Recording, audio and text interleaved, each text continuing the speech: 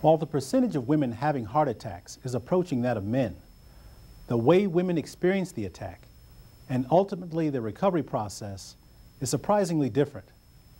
But for men and women alike, suffering a heart attack leaves physical and emotional damage that needs to be addressed for a full recovery to take place. Bill Sanders from Miami, Florida, led a fast-paced, stress-filled life as the owner of his own machine shop. I would just push myself through any problems that I had. I used to work while I was building the company 12 to 15 hours a day, 6 or 7 days a week. This hard work also brought with it big rewards. It allowed Bill and his family to enjoy an idyllic South Florida lifestyle. We were living well. We were living in a house in Golden Beach on the water, and I was trying to maintain that lifestyle. It requires a huge amount of income to do that. And the income came through the efforts the shop was producing. But as Bill eventually found out, that wouldn't go on forever. Your body will take that stress, I think. It's like any machine, I would imagine. It will take it up to a certain stage, and then eventually it's going to, the weak parts of it are going to collapse. This led Bill to face the harsh reality of life after a heart attack. I didn't believe that it could be something life-threatening until afterwards. For years, heart attacks were thought by many in the medical community to be a problem for men only. Proof of this is that most of the research in the 1940s and 50s about risk for heart attack concentrated squarely on men. Dr. Mark Pfeffer is a cardiologist and professor of medicine at Harvard Medical School and practices at the Brigham and Women's Hospital in Boston. And women were just understudied. We're now making up for those deficiencies and learning that a woman's chance of dying of a heart attack is as much as a man. Knowing the symptoms of an impending heart attack can enable a man or woman to seek help immediately, but the symptoms for each gender are typically different. Symptoms for men include tightness in the chest, shortness of breath, radiating pain, typically down the left arm, jaw pain that may radiate to the teeth, cold sweats, heart palpitations, and intense stabbing pain in the chest. The symptoms of a heart attack are slightly different in women. They are more likely to have neck and shoulder pain, abdominal pain, nausea, vomiting, fatigue, and shortness of breath, in addition to chest pain.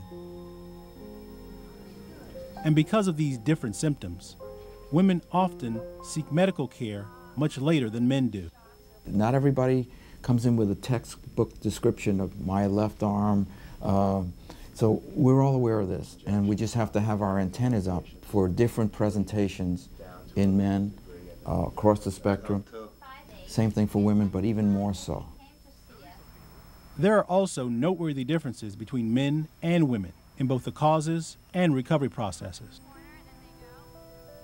Women having a heart attack are more likely than men to be older, have a higher incidence of high blood pressure, diabetes, high cholesterol, and congestive heart failure.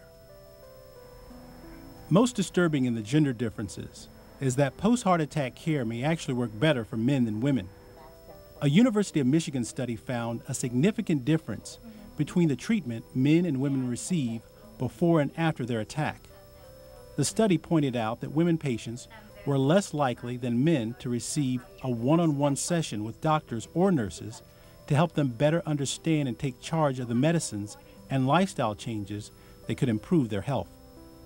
However, for all of the differences, there is an overriding common theme.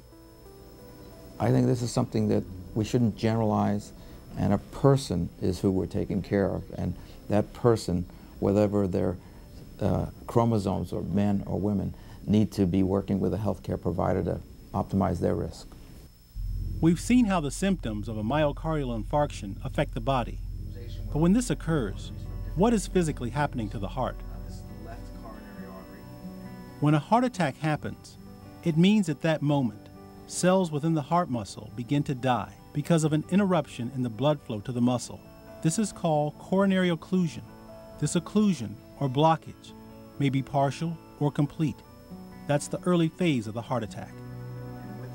In the late phase, we want to protect the rest of the viable heart muscle.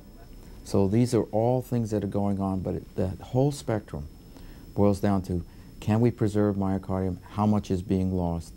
And how can we save the rest of the myocardium, the heart muscle? Stopping the damage to the heart muscle and tissue after a heart attack occurs is crucial and can provide the best chance of survival and recovery. The heart attack and the subsequent recovery process impact the family as well. Joanne Cameron was managing her family while working at a fast-paced, competitive sales job. She was leading what she called a typical life until she suffered a heart attack at age 35. Well, I had two small children at the time. My daughter was 2.5 and my son was 6 weeks. My entire family was affected. It's like throwing up the pieces of a puzzle of your life and having them fall back in a whole different order. Everything changed, including, how my family felt and how they had to cope with it too. It was difficult.